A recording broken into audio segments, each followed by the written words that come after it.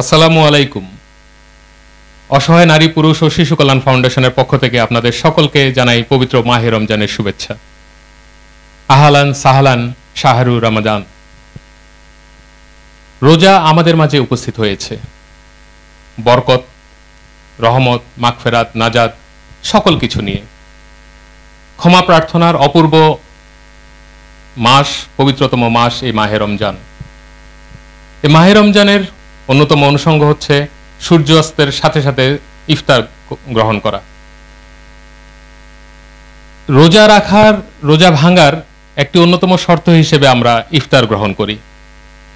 কিন্তু যদি আপনি ইফতারকে নিয়েই মশগুল হয়ে থাকেন, ইফতারে 10 পদ 20 পদ তৈরি করার জন্য বা ব্যবস্থা করার জন্য ব্যতিব্যস্ত হয়ে যান, তাহলে পবিত্র মাহে রমজান যে সংযমের মাস সেটি কিন্তু প্রতিফলিত হচ্ছে না।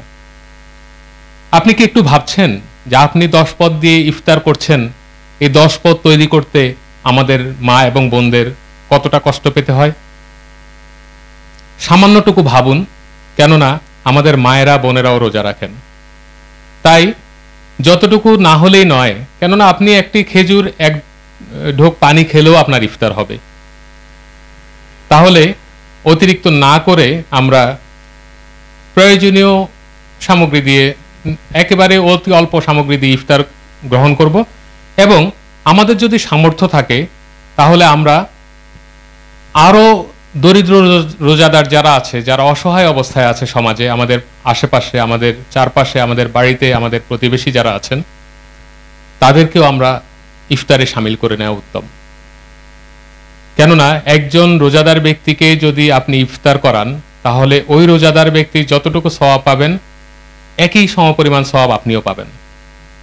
তাহলে রোজার মাসে ইফতার নিয়ে ব্যতিব্যস্ত না হয়ে আমরা আহ্বান জানাবো অসহায় নারী পুরুষ ও শিশু কল্যাণ ফাউন্ডেশনের পক্ষ থেকে, আপনার ঘরের মা এবং বোনকেও রোজা পালনের সুযোগ দিন, তাদেরকে অতিরিক্ত কাজের চাপ থেকে মুক্তি দিন এবং আপনার আশেপাশে থাকা অসহায় নারী পুরুষ ও শিশুদেরকে ইফতার দিয়ে সহযোগিতা করুন, নিজে পুণ্য লাভ করুন। মহান আল্লাহ তাআলা আমাদেরকে পবিত্র মাহে রমজানের সারমর্ম উপলব্ধি করার তৌফিক দান করুন। আমরা যেন প্রকৃত অর্থেই পুণ্যবান হয়ে উঠতে পারি, সে তৌফিক দান করুন। সকলে ভালো থাকুন। পবিত্র মাহে রমজানের প্রকৃত শিক্ষায় উদ্ভাসিত হোক আমাদের জীবন, আমাদের মন।